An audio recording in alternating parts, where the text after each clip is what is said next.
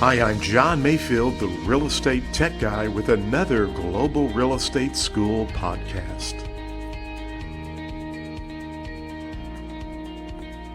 So, how does the responsibility differ for agents versus non-agents? Well, you just flip the card around and you can see that agents owe what? Agents owe fiduciary duties. Non-agents really like facilitators. Now, in Missouri and many other states, if you are a non-agent, we refer to that as a transactional broker.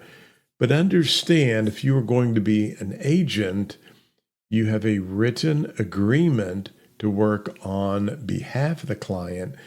And so you would be considered really more of a transactional broker or a facilitator. So again, flashcards work really well like that. And so you just would take your finger, if you're on a mobile device, and slide it up so that you can see more information. Or if you're on your computer, just use your mouse. What is dual agency and designated agency? And why are they tricky? Well, a dual agency, it's the same firm or agent represents both sides.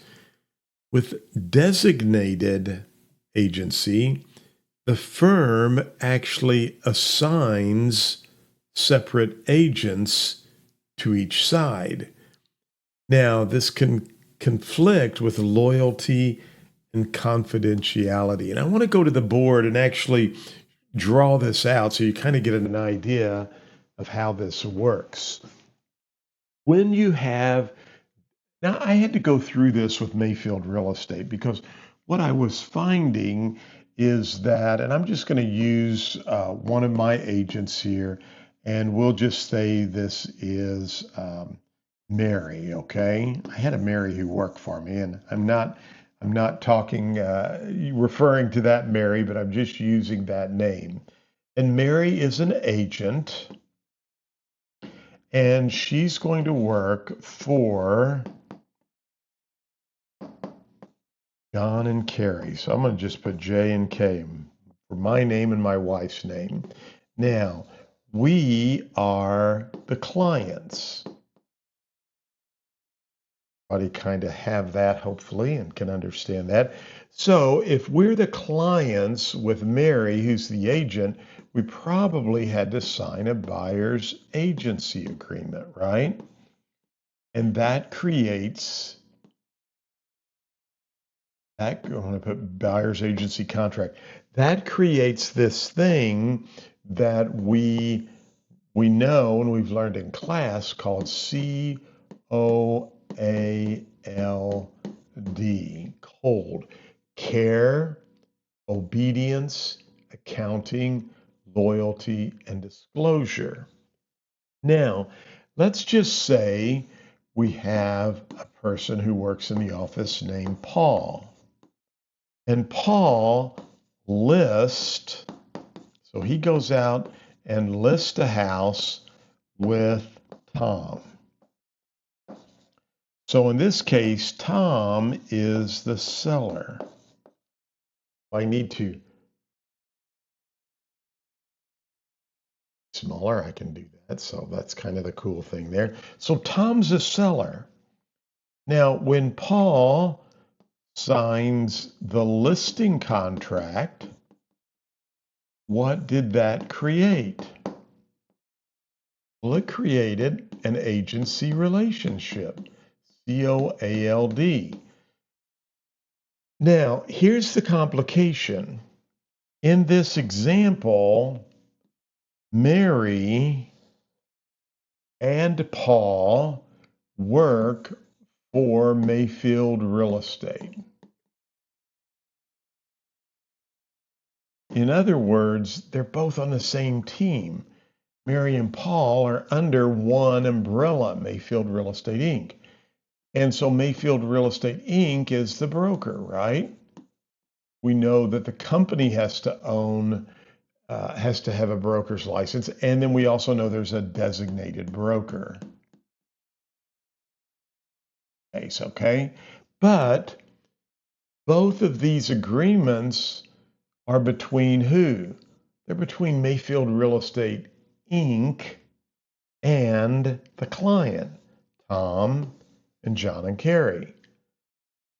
That's an exam question, and you need to make sure that you understand that because they're going to ask you questions and they want to try to pull you in and make you think, well, that listing contract's really Mary's because she got the buyers and Paul got the seller, Tom.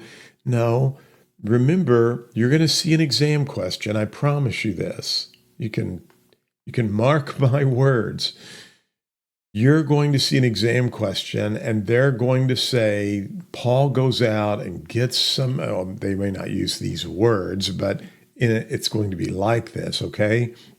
The agent goes out, gets a listing with a seller, and then the agent leaves the company. What happens to the listing agreement? Nothing. It stays intact because listing agreements and buyer agency agreements are always between the broker and the client, not the salesperson. Now, you're going to get that question right, okay? However, in this example, we have Mary who took a buyer's agency agreement with some clients, and Paul who took a listing agreement with a client, Tom. Now, here's where the complication really comes into play. In this example, let's just say that John and Carrie are looking at Paul's house that he has listed. So they're actually looking at Tom's house. Well, wait a minute. Mary has the buyer's agency. Paul has a seller's agency. And in the old days, when I did not have designated agency, this would create what we call, and I'll try to come up with a new color for us here. This would create what we call a dual agency. So in other words, Mary worked not only for John and Carrie, but worked for Tom. And Paul not only worked for Tom, but he would be considered an agent for John and Carrie because they're both in the same company, and it's called disclosed dual agency if you do it correctly and you have everyone sign the agreements. Now, the problem was, this is just what I noticed, okay? The problem was, and just think about it, and just think about this situation. Mary has become pretty good friends with John and Carrie. I mean, they're talking, they get to know each other, they build a relationship. Maybe they go to church together. Maybe their kids play on the Little League soccer, softball team, whatever situation. Mary knows John and Carrie, forms a relationship, and they're friends. Mary has no idea who Tom is. Paul does because Paul and Tom are members of the Lions Club or the Rotary Club or the Elks Club, or they go to church together, or they bowl together, or they play golf together. But Paul and Tom are good friends.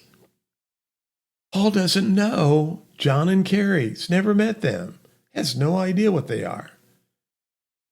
So Mary writes a contract with John and Carrie on Paul's listing that Tom owns.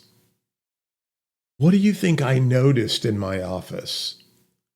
I noticed Mary and Paul doing this? Because Mary was trying to get John and Carrie the best deal she could, and Paul's trying to get Tom the best deal. And so they're kind of butting heads, and I didn't mean to hit my mic there. I apologize. Now, if you're in disclosed dual agency, you really owe both parties. You need to treat them fairly, right? You can't disclose confidential information in a disclosed dual agency. So anything confidential, like how much, John and Carrie might pay for the house, Mary can't disclose that to Paul. If Paul knows how much Tom's willing to accept, he can't disclose that to Mary. They can't disclose confidential information, but they still have to kind of work together. And so it makes it really challenging, or I notice that in my office. So when we go back over here to this question for dual agency, and by the way, let's go back here. Why are they tricky? Well, dual agency, the same firm or agent, represents both sides. You can't give out confidential information. But with a designated agency, the firms assign agents to each side, and it can conflict with loyalty and confidentiality. So that's kind of the problem that we have there. However, with the designated agency, if I kind of employ designated agency, so if I say, okay, I don't want to do dual agency, I'm just going to get rid of that. I'm now going to do what's called designated agency. And in this case, I will, as Mayfield Real Estate Inc., I'm going to designate, I'm a creative speller, Paul as the seller's agent,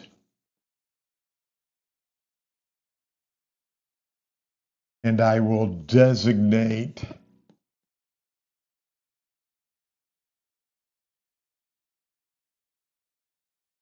Mary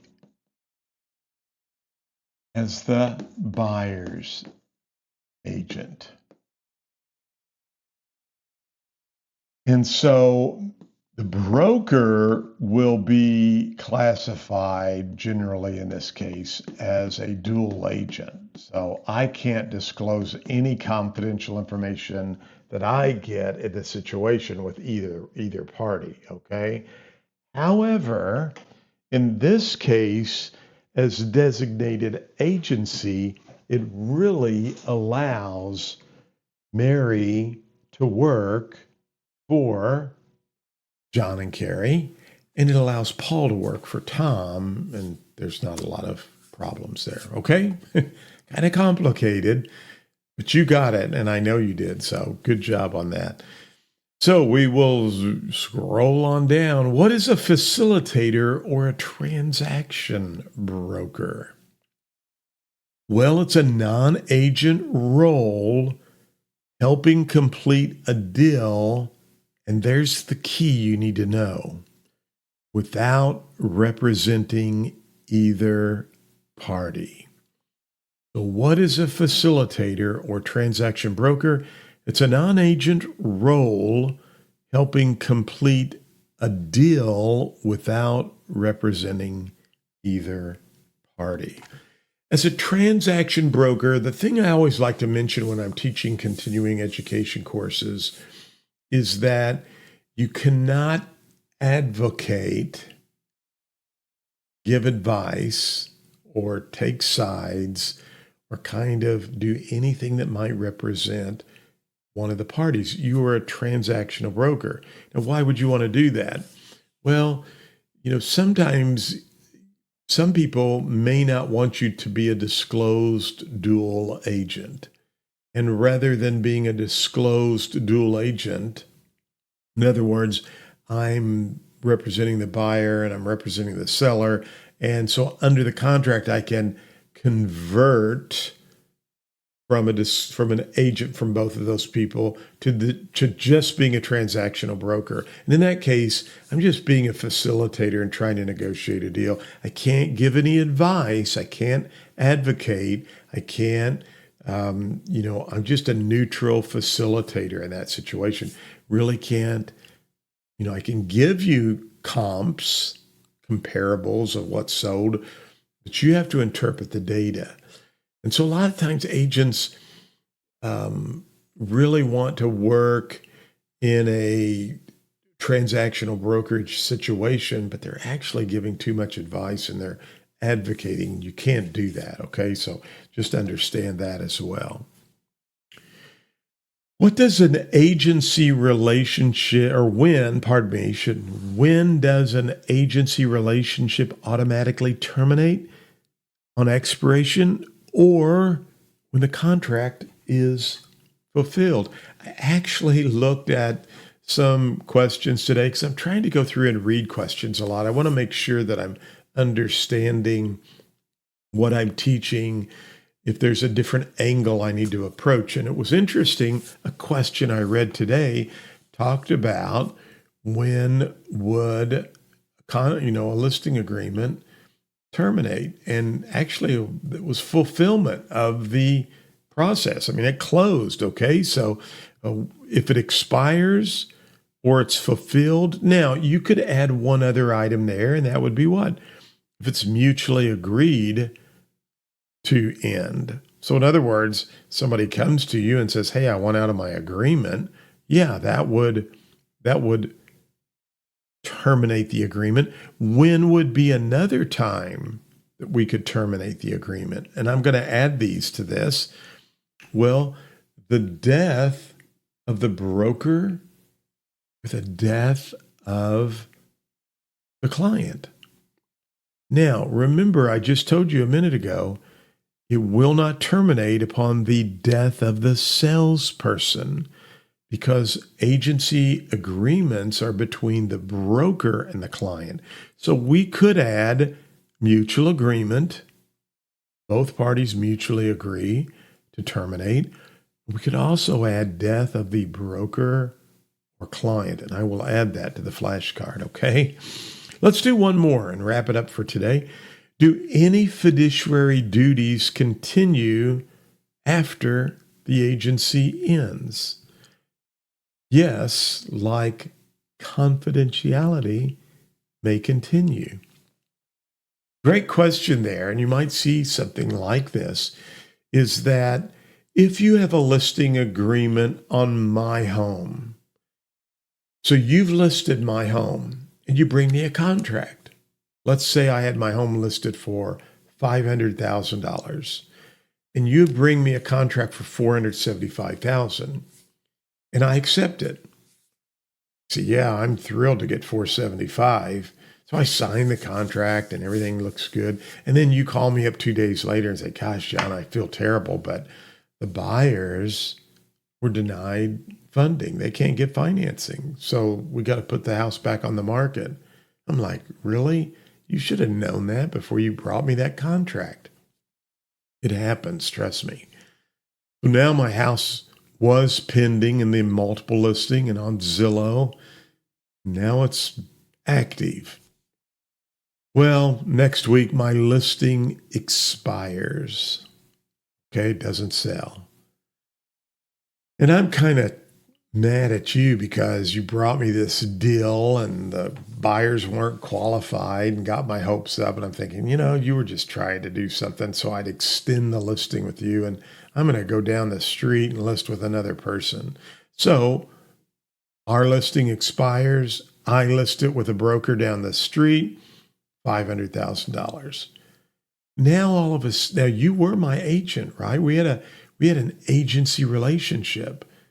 But now the listing's expired, that agency's terminated, and I've relisted with your competitor. So you and I have no, agent-client relationship. That's over. It's terminated. Contract expired. Now I have an agency agreement with your competitor. That's my agent, and I'm their client. And now you sign a buyer's agency agreement with a buyer. And they want to look at my house, which is now listed with your competitor. And you're thinking, man, let's see, 500,000 times X percent. And you're thinking, I could have made a lot of money. And now I'm only going to get a portion because I don't have it listed anymore. Well, sorry for you. But now you have a client relationship, an agency relationship with the buyer, fiduciary obligation, care, obedience, accounting, loyalty, disclosure. And your buyer says, I wonder if they'd take $475,000. Well, I've already accepted that when you had it listed.